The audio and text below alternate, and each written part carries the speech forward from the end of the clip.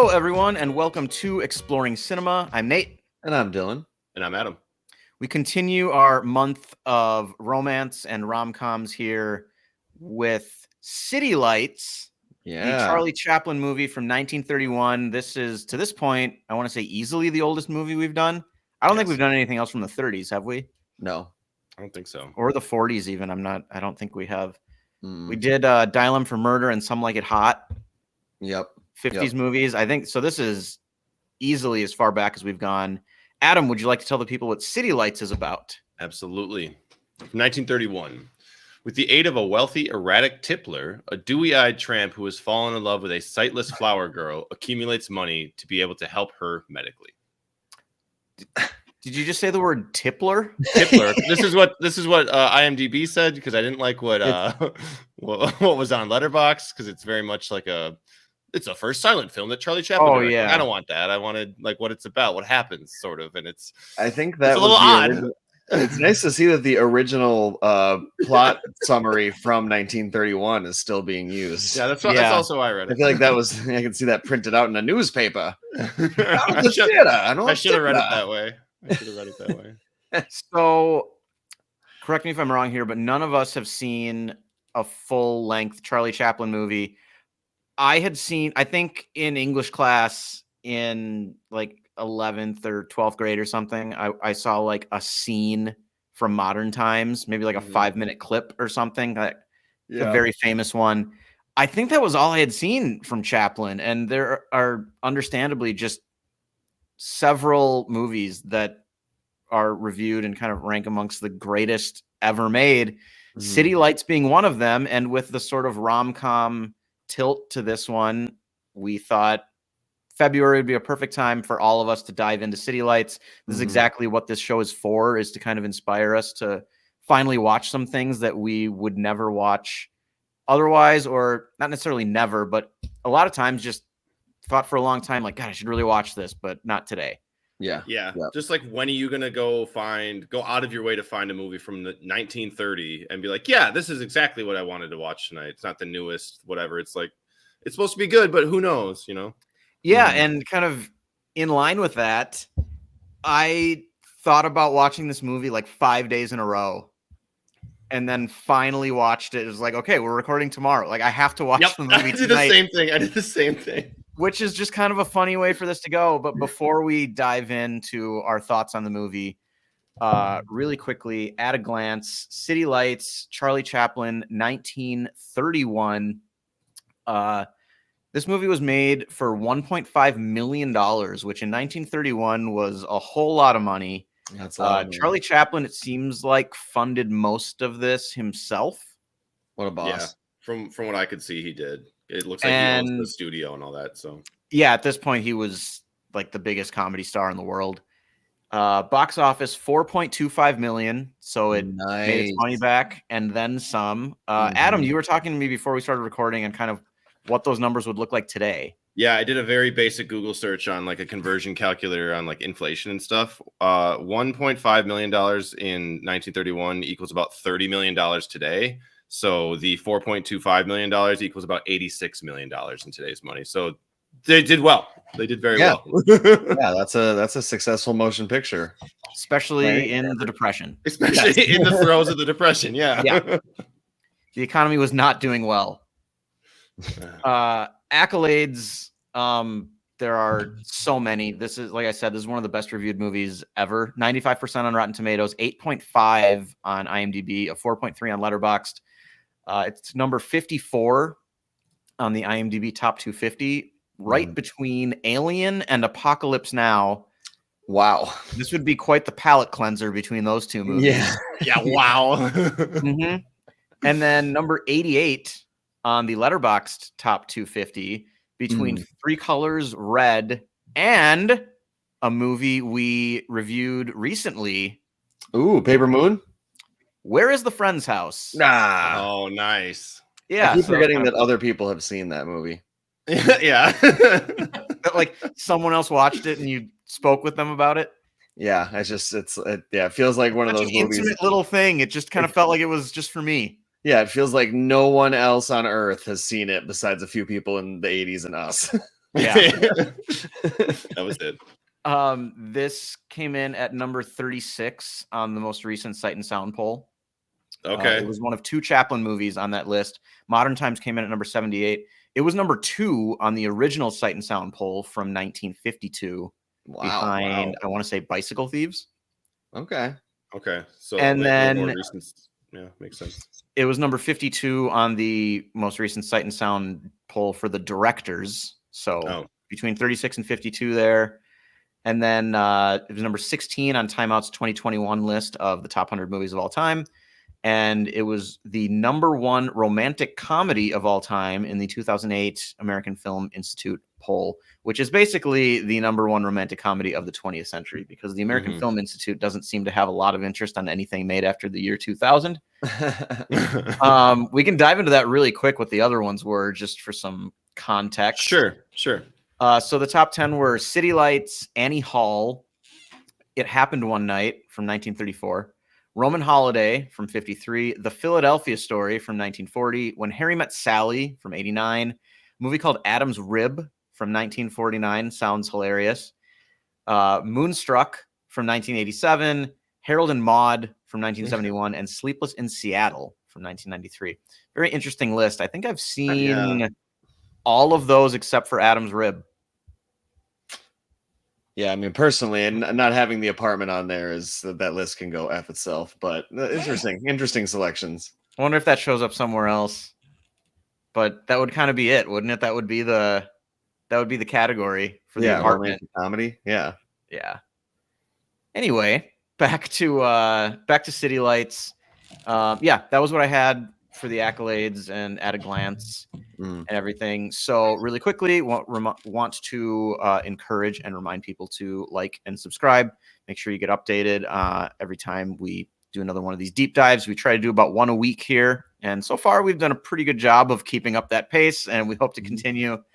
And then with that in mind, the next movie and the last movie of February for us is going to be Love and Basketball from 2000.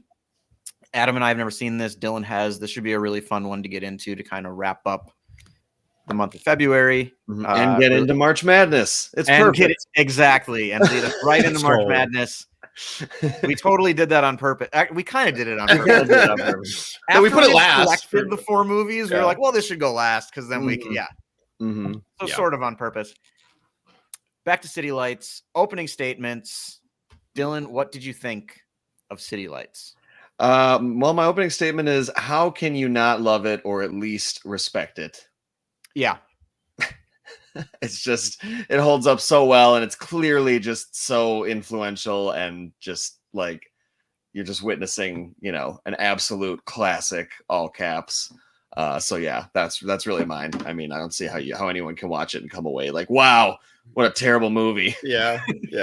Did you get my text about the image or the scene that I thought was a straight influence for Babylon? Oh, you did. Yeah, you did. Yeah, I remember. Yeah, you did text me that. Did you pick that up?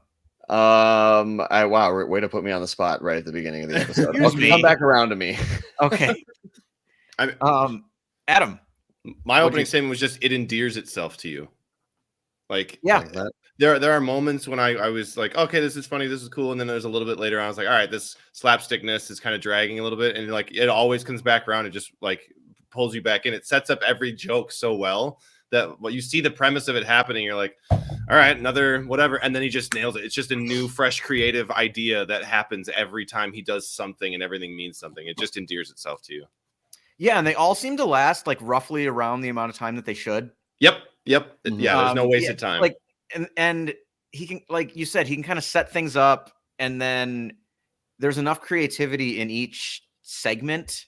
Yeah, bit where you can kind of feel like, okay, he's done this like twice now. What else is there to do? And then he does it like 4 more times in different ways. Yep. Yeah. And it's always really fun, even in any moment, like you said too, where it might feel like, okay, is this it? This is kind of slow now.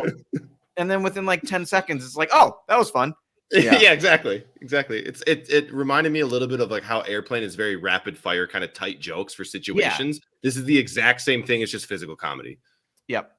I like that. And my opening statement is kind of right in line with your guys's. Mine is just, I get it. Yeah. Yeah. Seeing this on so many greatest movies of all time lists, greatest comedies of all time, greatest performances of all time. Yep. I understand all of it. It's so charming and so clever and so well staged and choreographed. Mm-hmm. Just the way that everything kind of plays off of itself, turns in a slightly different direction than you might think. Mm-hmm. It's all just so creative. And this being kind of after talkies, movies with words were available and people weren't making silent movies anymore. Chaplin stuck to this, and he uses sound here. There's music. Yep. There are some really good sort of sound effects, like just kind of the mumbled politicians talking, or the swallowing the whistle. Little things like that, where he's like, okay, I can use sound for like gags, but like nobody's talking. Yeah, I don't want to do that. Yeah. And it all just works so well. I mean, I think we can just dive right into the defining moments, because Wait, was the part that made you think of Babylon when the elephant is walking in the middle of the street?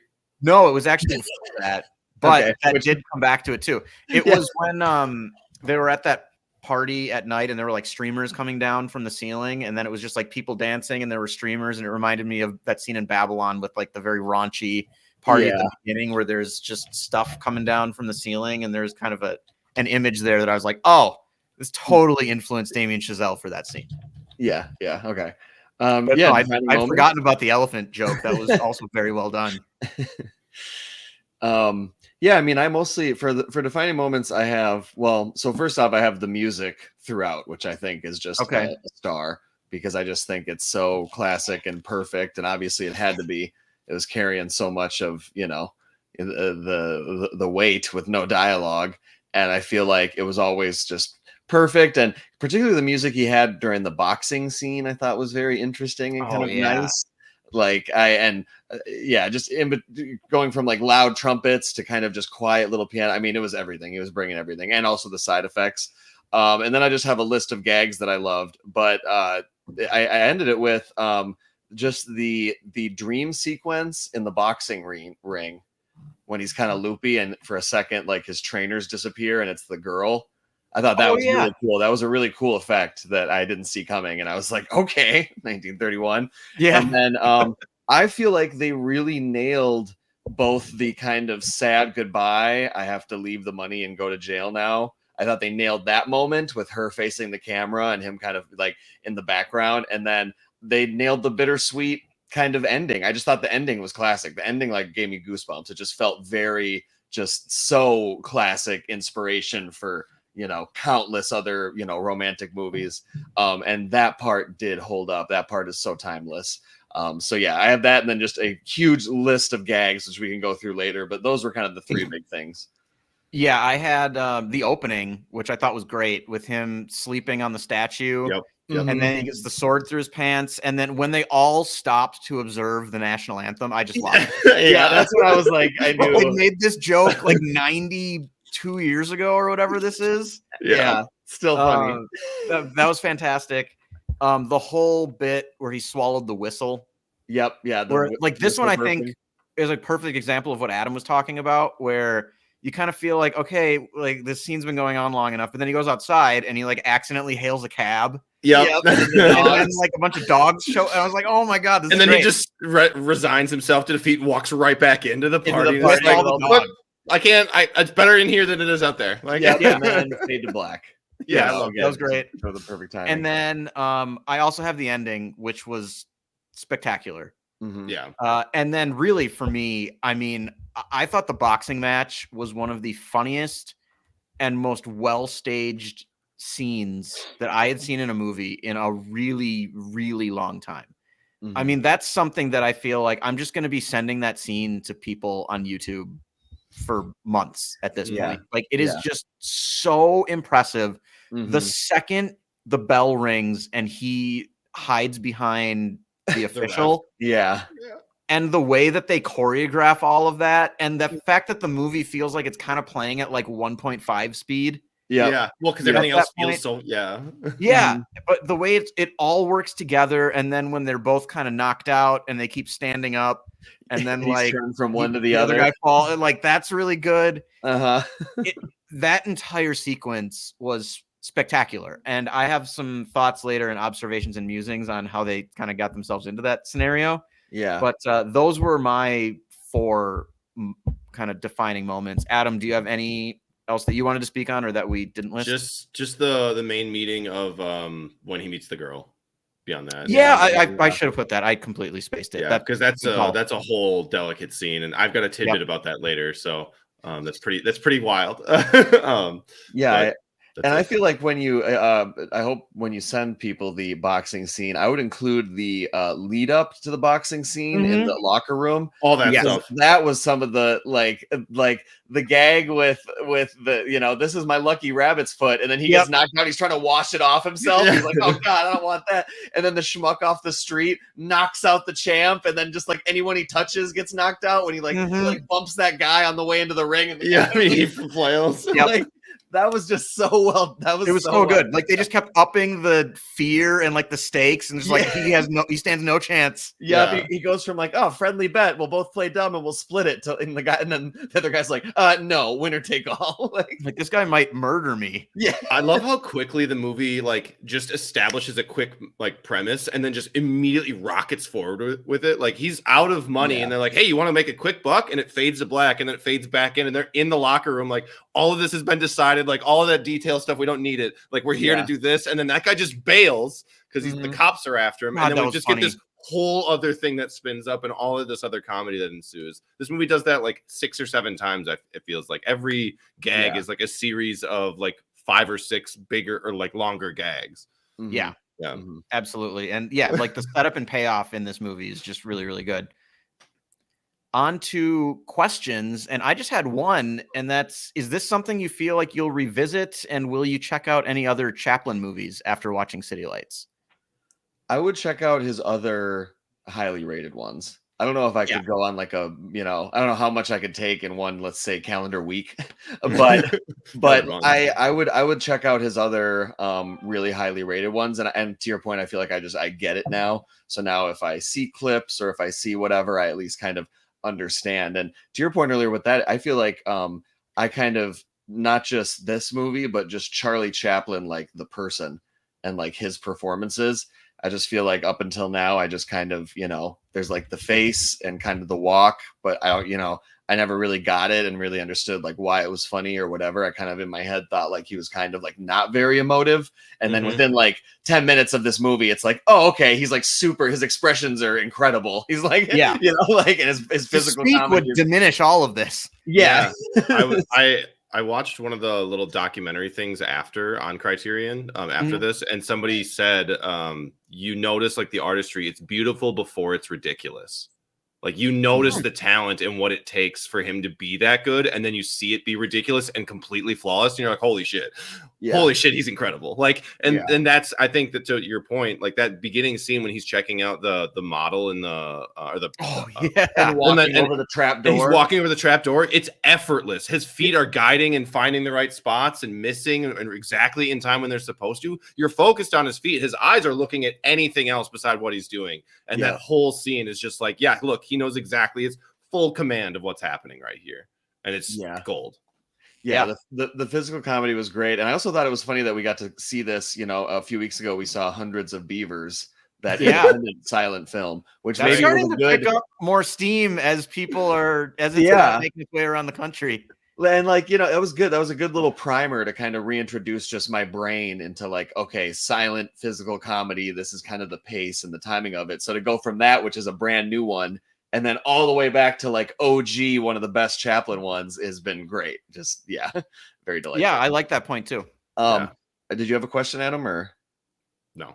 Okay, I had one. What was your favorite line or written thing? Just whether it was dialogue or it was a title card going from one chapter to the next. I thought that it was an interesting how some of them were worded so like kind of eloquently, which was just the way of the day. But it's so funny. You have this kind of wacky, zany physical humor, and then it goes to like awakened the next morning, our hero searches for meaning. And it's Yeah. like, oh, okay. Like, so did you have a favorite or one that There was one.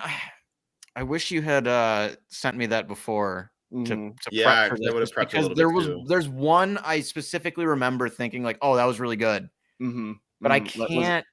I liked you know how obviously it sets it up with like the chapters, it's like you know, day, evening, night, the next Yeah. morning, right? So it's all these, right?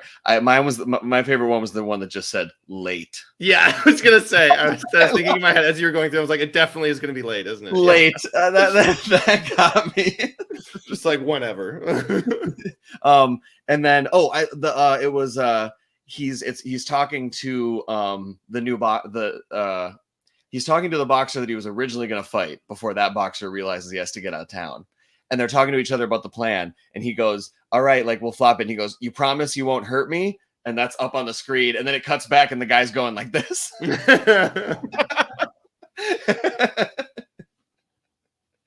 That was good.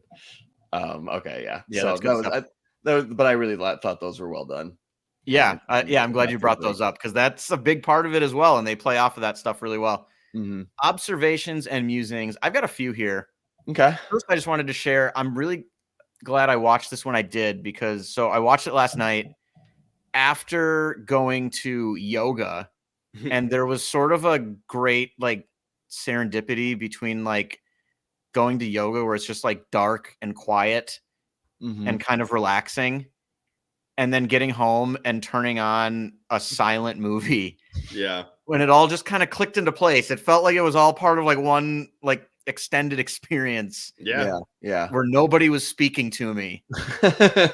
And it was nice. Yeah, that was kind of nice.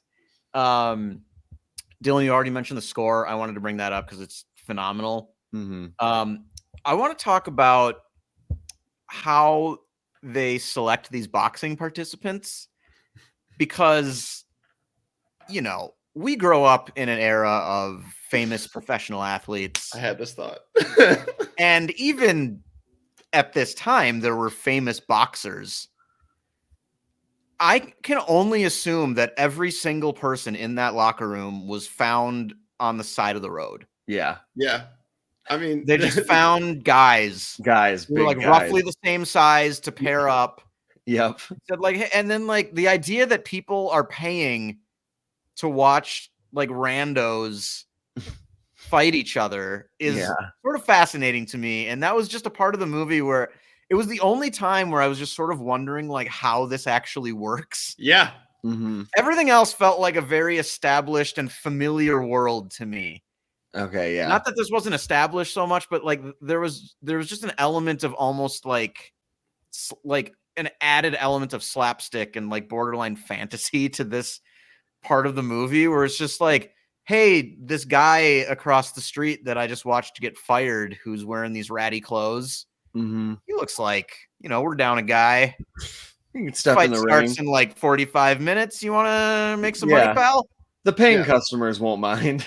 Right. This is why sports was more fun in like the 20s and 30s, is because it was like somebody who had a full-time job at the factory. It was like, oh, that's why it's impressive he just ran for 4 touchdowns today, like on Sunday. Yeah. Like that's why, like he's smoking in the dugout right now, like that kind of thing. Yeah. And then oh, go ahead. Yeah, my only moment of unbelievableness, which I wrote down, was when he looks at the newspaper and discovers that they've had a doctor has made a cure for blindness. Yep. And then one of the things underneath it is that the poor will get it for free. I was like, which is more unbelievable, that they would that they cured blindness, or that they would give it away for poor people? That's where I was like, okay, that leads perfectly into my last observation. There are a lot of dark themes in this movie. Oh yeah. Shit was bad, I mean, like suicide, alcoholism, poverty, homelessness. Blind. You know, the main chick, she's blind in an era that is extremely handicap unfriendly. Yeah, and like drunk driving, robbery. Like these guys got to sign up to get their asses kicked just to make like $25. Like you're not going to do that if you have enough money. Yeah. There's just a lot going on here. And there was some stuff I read about this movie where Chaplin was kind of at the forefront of adding like sort of like more real and like sadder moments kind of mixed in with a comedy where it wasn't just gags for like 60 to 80 minutes. He'd like mix in these moments of like kind of sadness and like pathos. And people were very skeptical that this could work at all. Like once people get sad, they're not going to laugh again, which is funny now because like most quote unquote, like most movies that are comedies are like really sad. Yeah, they strive for the balance, I feel like. Yeah. And it kind of feels like it started right around here. Well, I mean, Chaplin definitely had to play to the factors, the economic factors that were going on for his audience, right? Like you had to make that, like it couldn't just be funny because you're just going to go and eventually you're going to stop laughing at the funny stuff happening on screen because you're going to get reminded that all this other sad shit is happening. Like this movie's only an hour and a half, but I'm sure for the time, like the crushing weight of the Depression, like you got to mix in a little bit because people got to see themselves in his character and in her character. Like they've got to relate. And I feel like he nailed it by adding those moments. Yeah, I agree. Dylan, what do you have for observations and musings? Mostly it was just that unbelievable newspaper clipping. And then just the execution of all the physical comedy bits. I just felt like was so top notch, even the beginning on the pier with the millionaire who's going to kill himself, that kind of like back and forth with, I thought that was really well done. Obviously you mentioned the boxing match, the dancing stuff when they're drunk and they get to the club and he makes his way across the dance floor and like slips and slides like a cartoon character. I mean, like, I don't even know how you do that. Like, I don't even know, like it just, he was just so good. And just the constant little, this leads to this, leads to this. At the very least, it's also clever. Even if it doesn't make you laugh out loud or anything, it's just you watch it kind of appreciating all the work. Yeah, it's impressive. Must have went in a lot of wit. Minimum. A lot of wit. Yeah. And how many takes they must have done for so many of those to just the amount of like rehearsal. Yeah. Seriously. How many like streamers do you think he ended up having to eat? Yeah, I know, right? I thought that was interesting. I thought that was interesting too. And it's like, and I mean, is he actually eating them, or is he just like storing them and then like cut? Like, for sure. Or is it like that guy eating the octopus in Old Boy or whatever? Oh, God, like, no, you really got to do it. You really got to go for it. But yeah. That was mostly mine. I just thought, and then the love story was just really well done. Just very, very classic, great casting on that. What was the name of that? Virginia Cheryl. Yeah, she was really good. Wonderful. Yeah. Adam, any observations or musings from you? So based on what we were saying, I did have it written down. I just said when times were simpler. But then I said this story is sort of similar to Some Like It Hot, what we did a little while ago, like the pretending to be a millionaire to woo somebody. That sort of thing. And one thing I wrote down really early was there were fewer cuts in this movie than I thought there would be. Obviously, it's from the 30s, so it's quite old and not like anything I've seen by and large, but everything's visually simple. You have to be able to see the gag going on. There's not a lot of like interplay. Obviously, there's no dialogue, so you're not going like someone's face and then a shot from behind them to the other person's face and then back and forth and back and forth. All of like the action scenes by and large are shot as a very wide. You can see everything, or at least you're only in that one space, almost like a stage play. At least like when they're in the millionaire's house. Everything is simple, but it's so easy to follow. And that's why you can see the setup of every gag and why the payoff always happens. Because you can see where it's going to go. And you're like, all right, I would have done that. I would have done that. Or like, we've gone this way and this way and this way. And then, he hits me with another one. Like, because you can see all the different things going on and you can see everything happening on screen. It really sells all of that. It reminds me, now that I can't remember the name of the movie, but I think it's just The Apartment. Is with that Hitchcock one? I believe. A Rear Window. No. Are you thinking Dial M for Murder? That's what I'm thinking of. I don't know why I said The Apartment. It reminds me sort of that, where like you are looking so intently at every little piece, you're gonna miss a little something, and then but it's right there in front of you, and he just hits you with it again. Like all of the gags, all of the bits nail it because of that and because of the way it's done. So yeah, just less cuts than I thought. Kind of took me by surprise, and the fact that I noticed it.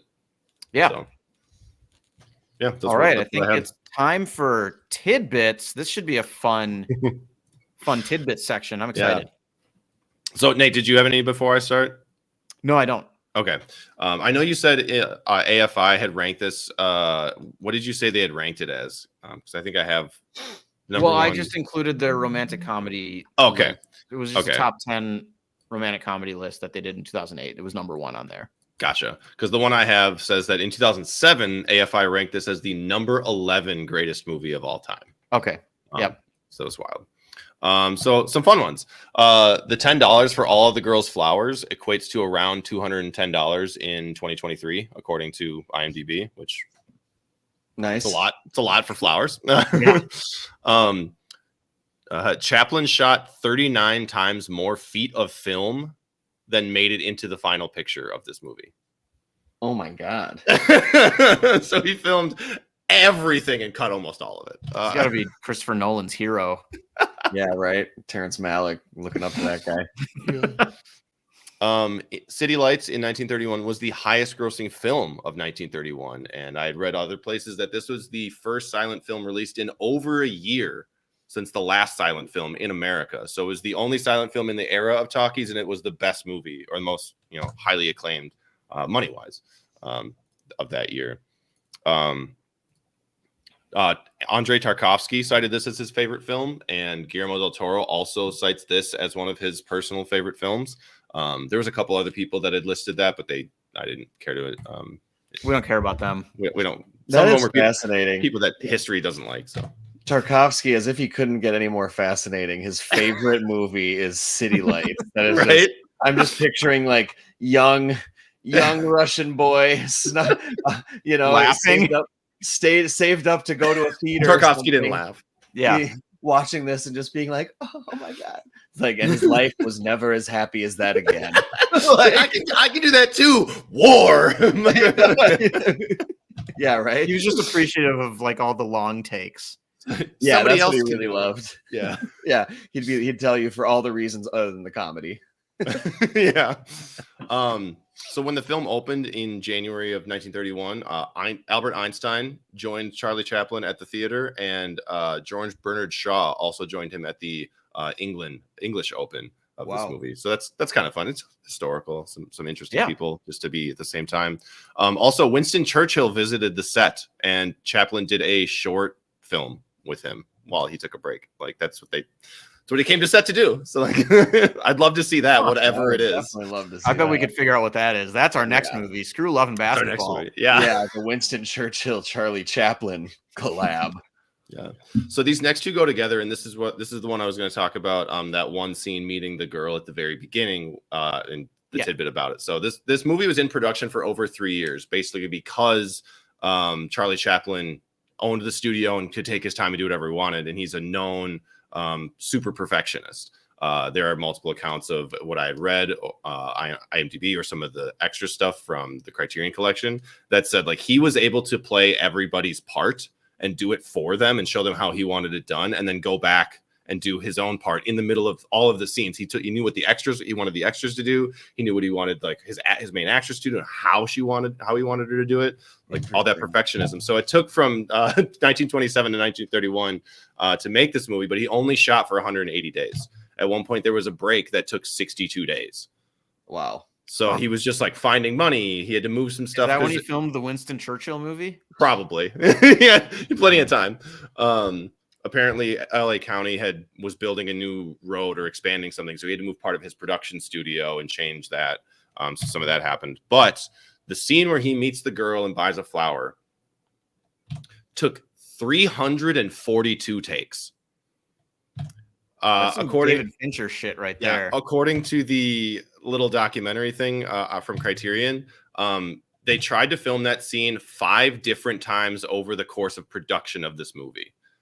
The main girl that we see in the movie was actually fired from her position as an actress and brought in somebody else, but then they couldn't something didn't work out. That person sucks. So this person had to come back. Oof, ouch. Like, it's a 3-minute scene. Yeah. Wow. 342 takes over 3 years, 5 different times. Yeah. That's a perfectionist for you. I would definitely But recommend. also, everyone was happy to have a job. Oh, for sure. For sure. And that actress actually came back for double her salary when she came back, which is fun. I just would highly recommend people to check out the extras on this movie, the bits from there's 2 directors that give a quick response, and there's a lot of interesting stuff about this movie, how long it took and when it was filmed and why, and all of that stuff was very, very worthwhile, I think. And that's not something I normally do, is check out the extras and pay attention to some of the mini documentaries they have.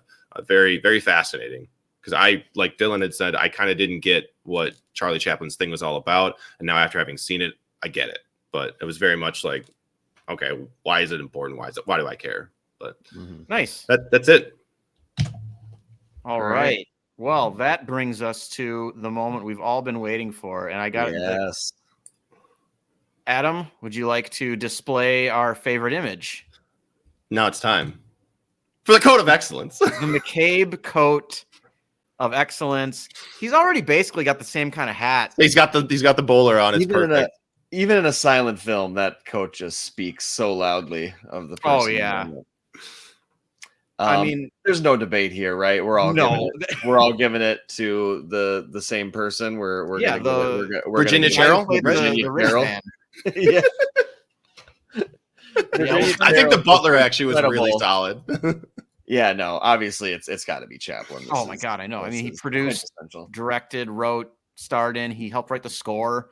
Yeah, he edited. He did everything. Yeah, just insanely impressive. A phenomenal performance. Charlie Chaplin, come on down. Yeah, come on down and get the coat. He personally uploaded onto Criterion. He's still just doing all the work for the movie. Yeah. All right, Charlie Chaplin, 3 coats for sure. Well earned. And on to closing statements. Mine is just that I am looking forward to checking out other Chaplin movies, specifically Gold Rush, Modern Times, and The Great Dictator. I don't know if The Great Dictator is a silent movie. The other 2, I'm pretty sure are. I don't think it is. Modern Times, I think, has some talking, but I think the tramp character doesn't speak. Gold Rush was before City Lights, so it's definitely silent. I think The Great Dictator is a little bit different, but those are the other 3 that I really want to see. And I'm just really glad that I finally watched this. Yeah, that would be my closing statement, is that I'm very happy that I finally watched it. I feel like I got to watch kind of the grandfather of almost all like comedy movies. That's kind of what it felt like watching this, similar to like if you listen to like George Carlin or Richard Pryor stand up, or any version of comedy, it has that OG who kind of did it first, and just from start to finish, it's just he's so in control. It just feels like you're watching where it all started, kind of. Yeah, totally agree. Yeah, I'd say that's the best romantic comedy scene of all time. The ending. It's that. It's that, and I mean, iconic. Person near and dear is like the end of Portrait of a Lady on Fire, and I think this is it fits so well. I don't know, like you sink into that moment. You kind of want the best for both of them, and that scene just hits every single bit about it, because you're worried it's not going to, and you're worried he's just going to keep walking and all that. It's just gonna, or she's gonna be mean, or like or disappointed or something, and it's so raw. It's really interesting how that scene is able to keep you guessing about which way it's going to go all the way up until it cuts. The really quick like setup at the a moment before that, when the very tall, handsome, young, rich man stops by, and she's like, "Oh, was that him? Oh, it must not have been." And then you're thinking, okay, in her head, it's reminding you in her head that's like what she thinks he was. That's what that setup moments before they actually are to re-meet, so that's fresh in your head. There was just a lot of like you said, set up. Everything is set up and then executed. Yeah. Yeah. And that's probably the longest payoff of the entire movie is the car door stuff. Cause like that's what she equates it to. And then we get like the know? picking up the flower from the ground because she's like, hey, can you pick that up for me? And then later she picks it up and is like, here, do you like? Yeah, little things like that. Yeah, So, yeah. I think that was the so well best done. scene ever. Like that was beautiful. So all right, well, yeah, this was wonderful. Very nice. Could not have been any more different than True Romance. And then excited to finish Pushing it up. True Romance between In the Mood for Love and City Lights. I know. That was a good decision by us, I think. I mean, come on. Yeah. Oh, geez. Go writing over my notes from the last one were really funny. Just remembering that movie. My goodness. But yeah, and then next Love and Basketball from 2000. That'll wrap up the month of March for us, or February, and then we're going into March. And some exciting movies that we will reveal to you when the time is right. Anything else, or is Nate? Is it your turn to put a wrap on the show? I've got it. Yeah. All right, take it away. Tomorrow the birds will sing.